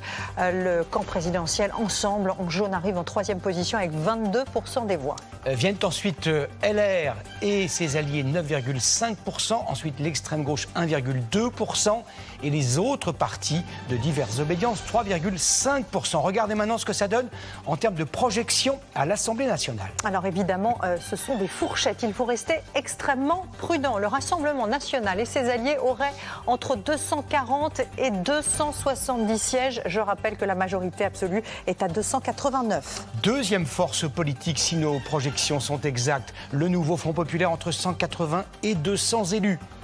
Et puis le camp présidentiel, lui, obtiendrait entre 60 et 90 sièges. Les Républicains et les divers droites, eux, obtiendraient entre 30 à 50 sièges. Encore une fois, évidemment, ce sont des projections très compliquées à faire dès ce soir, puisque ce second tour s'annonce complexe. Oui. Adrien, dans un instant sur la complexité, parce qu'Adrien, faisons dans la complexité après, la simplicité d'abord, parce qu'Adrien, vous avez des résultats. Oui, notamment concernant certaines personnalités de droite. La secrétaire générale des Républicains, Annie Genevard, dans le Doubs, arrive en tête devant le Rassemblement national qui, malgré tout, progresse très nettement dans cette circonscription. Aurélien Pradier, député LR du Lot, quant à lui, est en tête devant la gauche, comme en 2022, en l'occurrence. En revanche, une deuxième position seulement pour Olivier Marleix, qui est le président sortant du groupe LR à l'Assemblée nationale. Il était en première position il y a 2 ans. Enfin, une personnalité, Jérôme Cahuzac, l'ancien ministre de François Hollande, est battu, vous le voyez, dès le premier tour dans une circonscription où le RN arrive très largement en tête. Frédéric Dabi, revenons sur ce qu'on a vu à l'instant, sur les fourchettes. Pourquoi les fourchettes sont aussi larges et pourquoi c'est si compliqué d'avoir une vision de la future Assemblée ce soir? C'est compliqué parce que cette projection en siège est faite au soir du premier tour, avant la connaissance dans chacune des circonscriptions des résultats, c'est-à-dire ça crée la mobilisation, ça crée la démobilisation, les appels à voter pour X ou Y. Ça ne prend pas aussi en compte la configuration de second tour, avec une participation de 66% pour cette estimation IFOP pour TF1 LCI. Il y aurait environ 250 triangulaires possible, je dis bien possible, au soir du second tour. Il y en avait eu 8 en 2022, mais attention, avec le jeu des désistements, il y en aura peut-être moins proposé aux électeurs le 7 juillet. En 97, il y avait eu beaucoup de triangulaires, 105, mais finalement 76, 105 possibles, et 76 au soir du second tour. Et la gauche avait gagné contre toute attente. Non, les sondages donnaient une victoire de la gauche. Et Frédéric Dabi, l'heure de vérité, c'est mardi. L'heure de vérité, c'est mardi 18h. C'est à cette heure-là, très précisément, que toutes les candidatures devront être déposées. Bonsoir, Carole Delga. Merci de nous rejoindre. Vous êtes la présidente de la région Occitanie, socialiste. Vous avez entendu tout à l'heure ce que l'ancien président François Hollande a dit. Vous n'avez aucun état d'âme, aucune restriction, aucun détail à faire valoir. Tout candidat qui ne serait pas du Rassemblement national aura vos suffrages et votre soutien et votre désistement sans exception. Oui, évidemment. Comme toujours, les socialistes appellent à ce que la République puisse gagner. Et donc, nous devons voter pour le candidat ou la candidate qui est en capacité de battre l'extrême droite. Ce soir, nous avons un seul parti, c'est la France. Nous avons un seul programme, c'est la République. Et nous devons être debout et unis pour la République, en responsabilité et avec conviction. Expliquez-nous tous comment ça va se passer. On rappelait que vous aviez jusqu'à mardi soir et que ça allait se faire au cas par cas. Il va y avoir des négociations, des contreparties demandées, même si vous dites tous qu'il n'y en aura pas. Comment ça va se passer? Non, il n'y a pas de contrepartie. C'est-à-dire qu'au niveau des circonscriptions, il faut demander à celles et à ceux qui sont en 3e position de se retirer. Et moi, je fais un appel aux candidats LR, un appel aux candidats La République En Marche de se retirer, qui n'attendent pas les consignes de leurs appareils.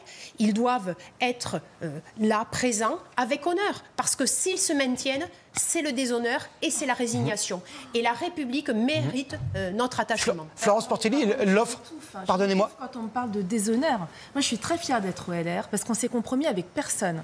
Excusez-moi madame, mais j'ai entendu certaines grandes personnalités du Parti Socialiste, dont par exemple M. Cazeneuve, qui a dit que l'alliance avec la France Insoumise était indigne. Je me rappelle des propos de Jean-Luc Mélenchon quand Mme Braun-Pivet est allée, par exemple, en Israël, sur les camps. J'ai entendu récemment les propos sur un policier tué, c'est un vétéran en moins, il paraît que c'est de l'humour. Pour moi, ce n'est pas de l'humour. Donc, en fait, on nous fait peut-être que vous pouvez clarifier ce soir la position des LR qui est très compliquée. On a entendu Éric Ciotti, on a entendu François-Xavier Bellamy, c'est très ambigu. Et Éric Ciotti soutient clairement le RN. Éric Ciotti, pour moi, c'est pas une référence. Quand Éric Ciotti parle de conviction et de posture morale, je sais pas, c'est Jean-Luc Van Damme qui parle de philosophie. Enfin, c'est pas possible, hein. C'est pas crédible. C'est quelqu'un qui a trahi son parti, qui a trahi ses amis et qui en plus a essayé de les planter une fois qu'il était parti. Alors, enfin, excusez-moi. Puis-je vous poser une question très binaire? Puis-je vous poser une question très binaire? Le candidat de votre parti, les Républicains, arrive, hypothèse d'école, 3e dans une circonscription.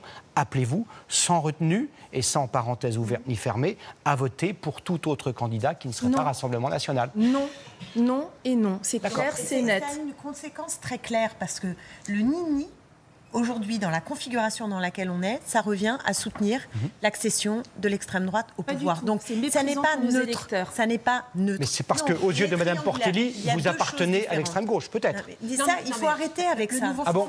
Le NPA, c'est pas l'extrême gauche? Écoutez, Carole Delga dans le Nouveau Front Populaire, et vous allez m'expliquer que le Nouveau Front Populaire, c'est l'extrême gauche. Et François Hollande, vous venez de l'entendre. Vous venez de l'entendre. C'est un rassemblement très large. Il n'est pas soutenu par les socialistes, que ce soit bien clair. Non, il n'est pas soutenu par les socialistes. Nous nous sommes désolidarisés. Nous avons soutenu un autre candidat. Nous sommes en responsabilité. Donc en matière de déshonneur, c'est vous qui avez ce soir le déshonneur. Ne mentez pas, il a été investi. Madame, vous me laissez vous répondre si vous voulez bien. Ne mentez pas. Le Nouveau Front Populaire, c'est une union de la gauche où LFI est minoritaire et on ne va pas quand même généraliser. C'est nouveau, tiens. Non, c'est 39%. C'est ce qui vous a permis de vous maintenir pour garder vos postes. Madame, nous avons fait un programme qui est inspiré majoritairement de la social-démocratie et nous avons souhaité que LFI ne soit pas majoritaire et nous avons un programme qui est très clair et il y a la condamnation des actes terroristes du Hamas et il y a une priorité de la lutte contre l'antisémitisme et Madame Braun-Pivet le sait que nous avons toujours été à la pointe de la lutte contre l'antisémitisme. Alors, Madame Braun-Pivet va vous répondre. On écoute juste Gérald Darmanin qui vient de s'exprimer à Tourcoing. Bien, je voudrais dire ce soir, évidemment, qu'il faut rester extrêmement mobilisé pour ces élections législatives puisque rien n'est fait. Nous sommes dans la 10e circonscription du Nord en tête. C'est une circonscription extrêmement difficile où le Rassemblement national avait pourtant obtenu énormément de voix, quasiment 40%. Nous arrivons à augmenter le score de la majorité à plus de 20 points, à 36% en étant en tête. J'en remercie les électeurs de Tourcoing et de la vallée de la Lys qui ainsi remercient le travail de terrain que nous avons pu faire dans des conditions nationales que chacun sait difficiles. J'appelle évidemment tous les électeurs à se rapprocher de Vincent Ledoux et de moi pour faire barrage au Rassemblement national qui ne pourra apporter que de la difficulté à la France et de la difficulté à notre ville de Tourcoing et de notre département du Nord. Voilà, ambiance très chaude à Tourcoing où apparemment le résultat est très incertain. Yael Braun-Pivet, on vous a interrompu dans un rire, dans un sourire, lorsque Carole Delga parlait des gages du fait qu'aucune composante de la gauche n'était antisémite et vous n'étiez pas d'accord sur ce point. Non, j'ai souri parce que moi je les ai vus pendant 2 ans à l'Assemblée nationale. J'ai pu regarder, les écouter et voir quelles étaient les prises de position. Et évidemment que je ne mets pas dans le même sac les socialistes, les écologistes, les communistes et la France insoumise, mais il est indéniable qu'un certain nombre de membres de la France insoumise ont eu des propos clairement antisémites et ont eu des attitudes extrêmement indignes dans leur comportement à l'Assemblée nationale. Donc en fait... L'un des candidats de la LFI n'a-t-il pas dit que Raphaël Le Glucksmann était un sioniste? Non. Non, mais attendez, je dis ce que j'ai à dire ce soir. Je vous en prie, moi, je pense qu'il ne faut pas faire un tout et considérer que parce qu'on met une ligne dans un programme et parce qu'on fait cette alliance, c'est l'alliance de la social-démocratie. Malheureusement, en fait, lorsque j'ai vu cette alliance du Nouveau Front Populaire, j'en ai été extrêmement peinée parce que moi, je sais à quel point les socialistes, les écologistes, les communistes peuvent être extrêmement républicains, mais j'ai vu aussi pendant 2 ans à l'Assemblée nationale la France insoumise se comporter de façon indigne. C'est une réalité. Tout le monde et tous les Français ont ont pu en être témoins. Et donc le programme ça n'est pas vrai. Quand on regarde ce que vous avez écrit, il y a un certain nombre de mesures auxquelles vous ne devriez pas adhérer si vous souhaitiez vraiment porter la voix de la République. Clémentine Autain, vous pouvez répondre brièvement. Excusez-moi, mais ce qui est en train de se passer est incroyable. Dites-nous. Je veux dire, Madame Yael Braun-Pivet sait très bien qu'à l'Assemblée nationale, on a aussi entendu l'extrême droite dire une chose importante, c'est retourne en Afrique vis-à-vis d'un député noir qui a pris la parole. Donc moi, je veux juste dire une chose qui est essentielle. C'est qu'une chose est d'avoir des propos avec lesquels, moi aussi, il peut m'arriver d'être en désaccord, d'avoir une attitude avec laquelle je ne suis moi-même pas d'accord. Donc, Raphaël Glucksmann, représentant du sionisme, vous condamnez. Ça vient de votre camp. Vous pouvez m'écouter jusqu'au bout. Oui, mais je voulais préciser pour nos téléspectateurs. Ça vient de votre camp, de votre parti. Je suis en train de vous répondre. Il ne s'agit pas d'être en désaccord, il s'agit de condamner ce type de propos de façon extrêmement claire. Je peux finir ma phrase. C'est hallucinant. On est encore, la liberté d'expression devrait être encore possible, au moins pour une semaine. Donc je voudrais terminer ma phrase. Ce qui est important, c'est de faire la différence entre un mot, une attitude et une cohérence d'idées. C'est un peu de la casuistique quand même. Non, excusez-moi, la cohérence d'idées, l'extrême droite fonde son projet sur le rejet de l'autre, remet en cause le droit du sol, remet en cause un certain nombre de principes et de droits fondateurs de la République. C'est dans son projet. C'est un parti d'extrême droite. C'est un parti d'extrême droite et c'est un parti antisémite. Si je peux, voilà. Et donc, l'antisémitisme, qu'aucun juif ici imagine que si l'extrême droite arrive au pouvoir, ils vont être protégés. Oui, tout à fait. Protégés. Ça n'est pas dans la cohérence d'idées. Donc j'aimerais qu'on prenne un tout petit peu de hauteur, de mesure sur ce qu'on raconte. Le programme du nouveau Front populaire est celui qui peut non seulement apporter des solutions aux problèmes concrets des Français, je pense en particulier à l'enjeu du pouvoir d'achat, alors que l'extrême droite va favoriser les 10% les plus riches au détriment des 30% les plus en difficulté dans notre pays. Ça, c'est la première chose. Mais la deuxième, c'est qu'il y a une cohérence d'idées à l'extrême droite qui remet en cause le pacte républicain, la liberté, l'égalité et la fraternité. Voilà, vous avez pu répondre. Raciste. Et regardez l'ambiance du pays. Regardez l'ambiance du pays depuis quelques jours. À cause de vous, oui. Qui a agressé? Non.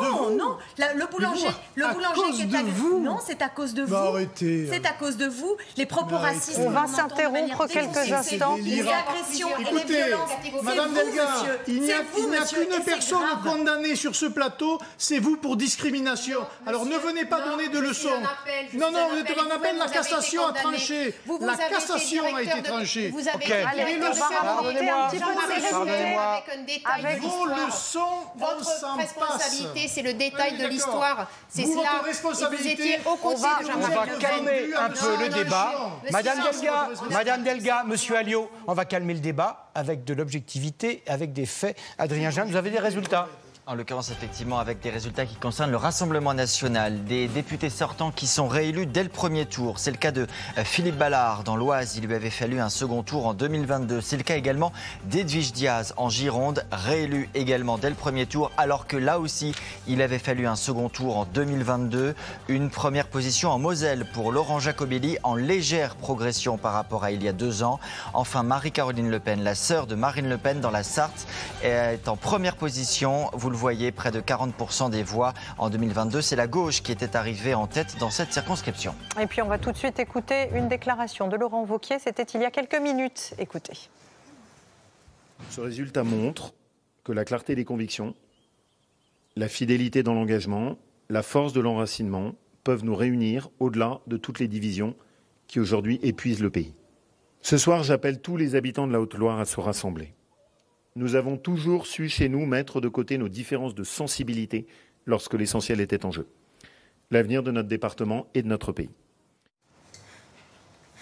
Et voilà donc pour cette déclaration de Laurent Wauquiez qui s'est donc présenté peut-être plus tôt que prévu à la députation. Florence Portelli, pardon de vous reposer la question. Vous avez ce soir, vous, les idées claires et vous ne craignez pas que dans un second temps, une seconde vague, votre parti soit à nouveau privé de quelques-uns de ses membres et de ses élus qui iraient rallier le Rassemblement national. Vous n'avez pas cette crainte-là. L'ambiguïté des propos de François-Xavier Bellamy ne vous a pas alerté, en aucune manière. Je vais trancher un peu avec mes propos de tout à l'heure. Je vais remercier Éric Ciotti pour une seule chose. Cet électrochoc, il a été salutaire. Parce que chez nous, c'est enfin très clair. Il y a ceux qui sont restés, qui n'ont pas voulu se compromettre avec le Rassemblement national. Et puis il y a ceux qui étaient déjà partis avant, qui se sont compromis avec Emmanuel Macron. Ceux qui restent, c'est ceux qui vont reconstruire la droite de demain. Vous êtes de moins en moins nombreux. On sera peut-être moins nombreux, mais on sera entre gens qui ont les mêmes valeurs, qui partagent les mêmes valeurs. Et ça, je pense que dans ce marasme ambiant, dans cette décrédibilisation de la vie politique, pour les gens plus tard, pour les Français, ça va être un marqueur important. Donc aujourd'hui, c'est peut-être difficile, mais je suis très fière d'être chez les Républicains. Et je pense qu'on va pouvoir aujourd'hui travailler la reconstruction de la droite. Parce qu'Emmanuel Macron, demain, c'est fini.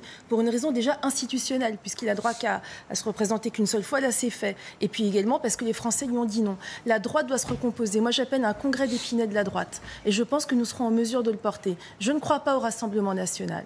Je ne crois pas au Rassemblement national. Alors, je suis certaine que nous allons pouvoir nous reconstruire. Justement, Louis Alliot, on a entendu Jordan Bardella redire qu'il était prêt pour Matignon. Vous n'avez jamais gouverné. Vous êtes à la tête de ville, mais vous n'avez jamais gouverné. Est-ce que ça n'est pas un peu vertigineux? Et comment vous composeriez votre équipe autour de Jordan Bardella s'il était amené à aller à Matignon? D'abord, gagnons cette élection avant de se projeter sur le reste. C'est très important. Jordan Bardella n'a aucune expérience. Est-ce que vous, qui étiez son concurrent pour la présidence du Rassemblement national, qu'est-ce que vous avez à répondre aux personnes qui s'étonnent? Des hommes et des femmes de grandes compétences entoureront Jordan pour gouverner la France. Voilà, il ne faut pas non plus prendre les gens pour des imbéciles. Vous savez, avant de gouverner, il y a des gens, ils n'avaient jamais participé à un gouvernement. Mme Delga, quand elle a été ministre, elle n'avait jamais été ministre, et pourtant elle l'a été. Bon, ben voilà. Donc c'est aussi ça. On parle d'un poste un peu particulier. Premier ministre, c'est pas n'importe quel. C'est aussi ça l'alternance politique, et c'est aussi ça le fond de la démocratie. La démocratie, c'est vous pouvez être élu, et à partir du moment où vous êtes élu, vous pouvez être nommé ministre. Et je trouve ça plutôt sain. Et comme depuis que, je pense, nous faisons de la politique, on ne fait pas n'importe quoi, eh bien, il constituera un gouvernement pluriel, avec des gens de la société civile, avec des gens qui viennent du RN et qui viennent d'ailleurs, et il y aura une nouvelle équipe qui gouvernera la France. Ça me paraît, moi, assez sain, et on est très loin des caricatures et des amalgames systématiques. Est-ce que si par hypothèse le Rassemblement national avait la majorité absolue, que Jordan Bardella était Premier ministre, ce serait à vos yeux, vous qui connaissez bien l'histoire des 40 dernières années, une alternance normale, habituelle, ou est-ce que vous acceptez de dire qu'il y a quelque chose de profondément inhabituel dans le fait que le Rassemblement national puisse accéder au pouvoir? Je vous rappelle que François Mitterrand est arrivé en 81, tout le monde prédisait que les chars soviétiques allaient venir sur les Champs-Élysées. Donc la tension était à son extrême. Il avait fait une alliance avec le Parti communiste qui était vendu à Moscou. Là, si vous voulez, on est quand même très loin de tout ça. Il y a une cohabitation. Il y a un président de la République. Il y aura un gouvernement. Il y aura une majorité. Il y a un Sénat. Il y a un Conseil constitutionnel. Il y a un Conseil d'État. Il y a des institutions qui fonctionnent. Et je ne vois pas pourquoi tout ça ne fonctionnerait pas. Parce que des membres de votre parti, M. Chenu, par exemple, dit que le Conseil constitutionnel pourrait être constitué de membres différents. Parce que Marine Le Pen dit que la fonction de chef des armées est honorifique. Comprenez que cela puisse déclencher chez certains une curiosité ou une crainte. Déjà, sur le domaine partagé, c'est un vieux débat de constitutionnalistes, je vous signale.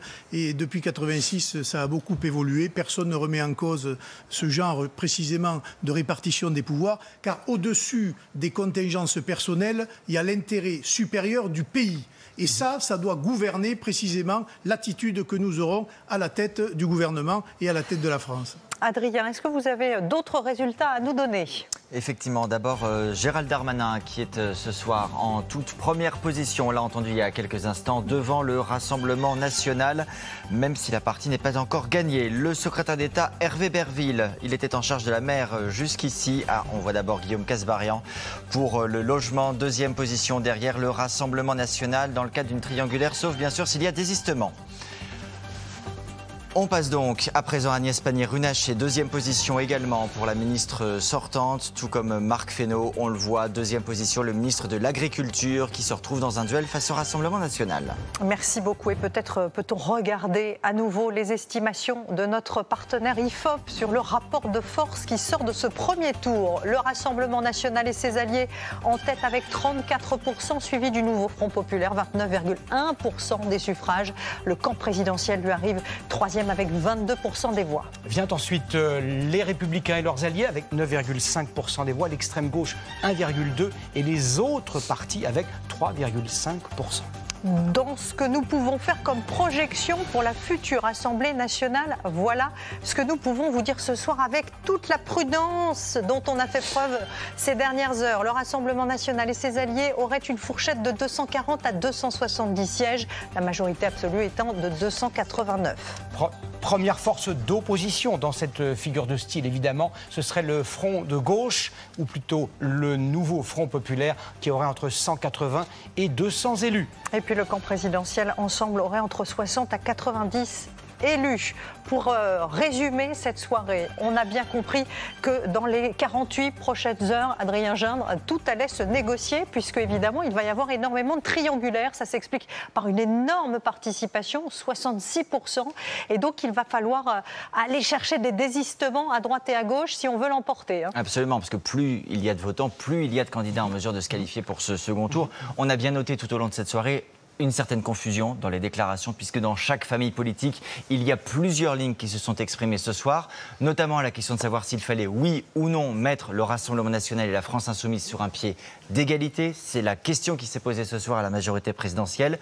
Pourquoi jusqu'à mardi 18h? Vous avez raison, parce que c'est la date limite pour les candidats au second tour pour déposer leur dossier en préfecture. Ça laisse donc effectivement une très longue nuit et 2 très longues journées de tractation, circonscription par circonscription. Merci Adrien. Vous pouvez bien sûr continuer à suivre cette soirée électorale sur LCI, le canal 26. Merci à tous de nous avoir suivis. Merci beaucoup Anne-Claire. Merci Gilles, merci à tous. Tout de suite.